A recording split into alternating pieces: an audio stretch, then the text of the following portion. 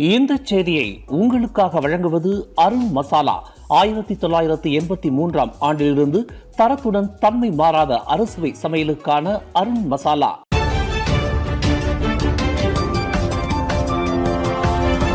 வணக்கம். திசைகளின் ஒரு மணி செய்திகள்.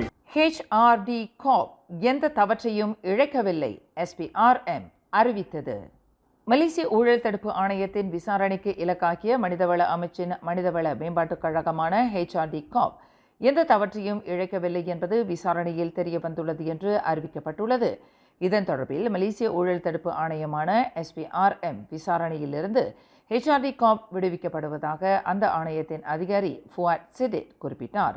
HRD காப்பிற்கு எதிராக பொது கணக்காய்வு குழு தெரிவித்த ஊழல் புகார் தொடர்பில் நாங்கள் விசாரணை அறிக்கையை திறந்தோம். அதன் அடிப்படையில் HRD காப் தலைமை அலுவலகத்திலிருந்து கோப்புகள் கைப்பற்றி அதன் முக்கிய அதிகாரிகளிடம் விசாரணை நடத்தப்பட்டது. விசாரணையில் SPRM சட்டத்தின் கீழ் HRD காப் எந்த தவற்றையும் இழைக்கவில்லை என்பது தெரிய வந்துள்ளது என்று ஃபுவாட் சிடிட் தெரிவித்துள்ளார். நாடு வடகிழக்கு பருவமழையை எதிர்கொண்டிருக்கும் இவ்வேளையில் வெள்ளத்தில் பாதிக்கப்படாத பொய்யான ஆபத்து அவசர தொலைபேசி அழைப்புகளை விடுக்கும் நபர்களுக்கு எதிராக கடும் நடவடிக்கை எடுக்கப்படும் என்று போலீஸ் படை துணைத் தலைவர் டத்துஸ்ரீ அயோப் கான் மைதீன் பீச்சை தெரிவித்துள்ளார்.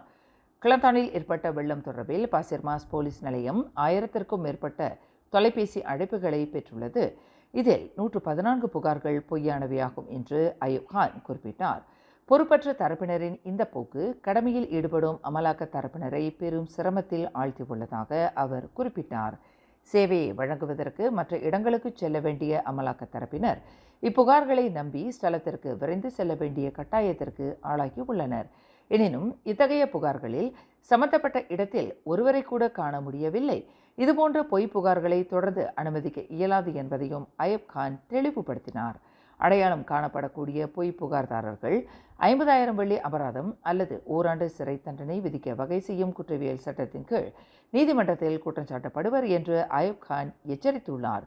கிளந்தான் பாசிர்மாஸ் ரெப்பே போலீஸ் நிலையத்திற்கு வருகை புரிந்த பின்னர் செய்தியாளர்களிடம் பேசுகையில் அயோப் கான் மேற்கண்ட விவரத்தை தெரிவித்தார். ஜோஹர் பாரு மற்றும் இஸ்காண்டா புத்ரி ஆகிய பகுதிகளில் ஒழுங்கீன நடவடிக்கைக்கு எதிராக போலீசார் மேற்கொண்ட ஓப் நூடாஹா சிறப்பு சோதனை நடவடிக்கையில் 177 வெளிநாட்டவர்கள் உட்பட 189 பேர் கைது செய்யப்பட்டனர் என்று ஜோஹர் போலீஸ் தலைவர் கமிஷனர் டத்தோ குமார் முத்துவேல் தெரிவித்தார். விபச்சாரம், GRO சேவை, குண்டர் கும்பல் நடவடிக்கை ஆகியவற்றை இலக்காக கொண்டு 14 போலீஸ் அதிகாரிகளும் 54 இளம் நிலை அதிகாரிகளும் இந்த சோதனையில் ஈடுபட்டனர். 6 வர்த்தக தளங்களில் மேற்கொள்ளப்பட்ட இந்த சோதனையில் 11 உள்ளூர்வாசிகள் உட்பட 18க்கும் 63க்கும் இடைப்பட்ட வயதுடைய 189 பேர் கைது செய்யப்பட்டதாக டத்தோ குமார் தெரிவித்தார்.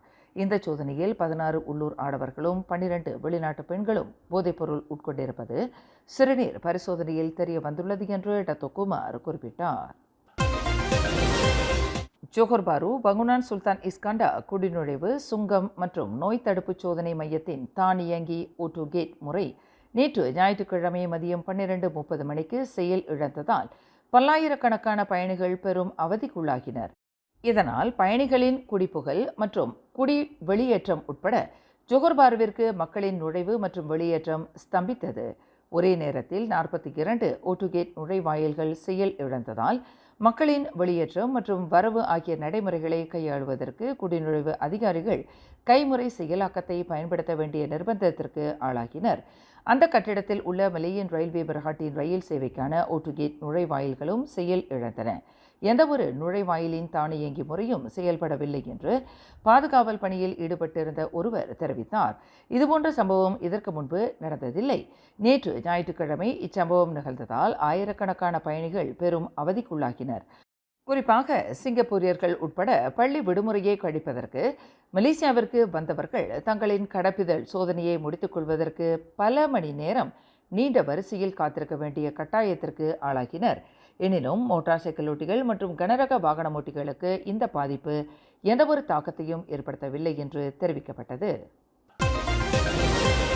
முன்னாள் பிரதமர் டத்துஸ்ரீ நஜீப் துன் ரசாக்கின் எஞ்சிய 6 ஆண்டு சிறை தண்டனையை வீட்டுக் காவலில் கழிப்பதற்கு அரசாணை பிறப்பிக்கப்பட்டுள்ளதாக கூறப்படும் விவகாரத்தில் PKR கட்சி நேர்மையுடன் நடந்து கொள்ள வேண்டும் என்று அம்னோ தலைவர் ஒருவர் வலியுறுத்தி உள்ளார்.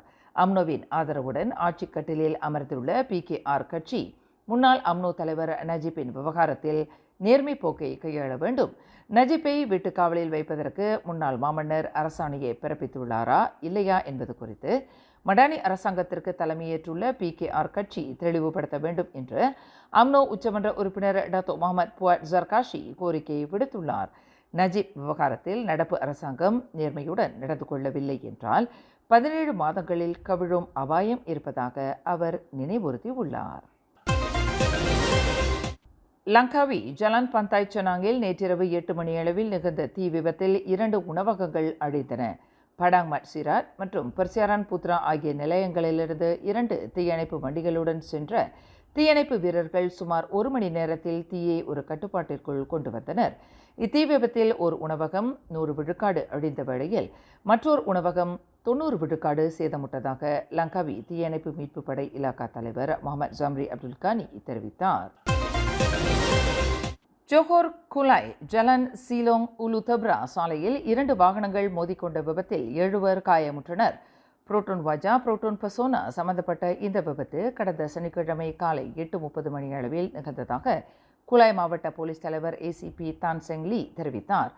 அனுமதிக்கப்படாத சாலை இரட்டைக்கோட்டில் வாகனத்தை முந்திச் செல்வதற்கு முற்பட்ட புரோட்டோன் வாஜா கார் எதிரே வந்த புரோட்டோன் பசோனா காருடன் மோதியதாக பூர்வாங்க விசாரணையில் தெரிய வந்துள்ளது என்று தான் செங் லீ குறிப்பிட்டார்.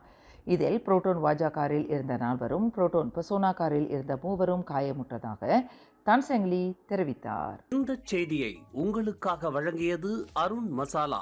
1983ஆம் ஆண்டிலிருந்து தரத்துடன் தன்மை மாறாத அறுசுவை சமையலுக்கு அருண் மசாலா. மேலும் செய்திகளை தெரிந்து கொள்ள